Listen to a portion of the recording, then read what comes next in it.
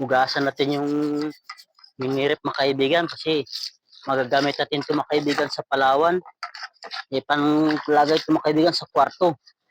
Lagyan ng mga pagkain ng mga bata. Bakit magdalaga na yan, mawata pa rin yan. Himilig niya sila sa pagkain. Kaya maganda yung mayroon sila sa loob ng kwarto. Hindi na sila lalabas dun sa kusina.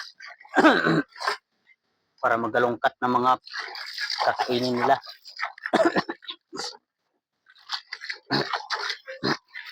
Nakaraan, nilinisan natin yung air cooler. Dalawang air cooler ni Ma'am Judy.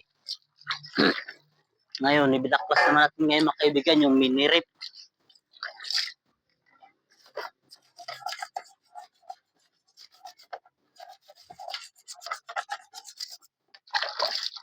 Tayong sundrox, maganda ito, may sundrox para magputi.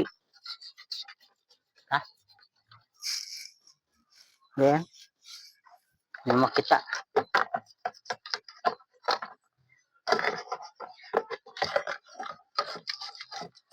Talaga, dapat talaga ito, may sundrox tayo.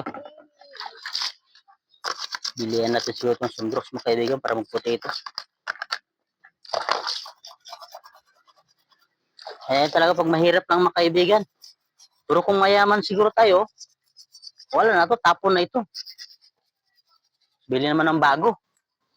Eh, ganyan mga mayaman, magamit na konting diferensya lang. Tapon na agad. Ganyan yung naging amo ng misis ko nun doon sa Puerto Princesa. Wiscom 3. Konting diferensya ng gamit, tapon agad, sa bibili agad. Eh, mayaman yun.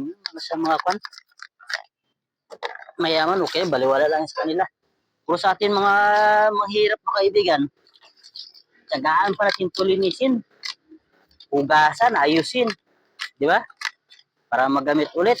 Pero sa kanila, baliwala. Siyempre, barya-barya lang sa kanila yan. Wala imposible sa kanila yan. Basta ganyan may mga trabaho. Tayo, hirap na maghanap isang araw, 1,000. Tapos kanila, baliwala lang. Isang araw, kumikita sila ng mas 15,000, 20,000. Kaya baliwala. Kaya magbili man sila ng gamit, masira yung rice cooker, masira yung heater, masira yung rep, tapon agad yan. Bili agad yan ng bago.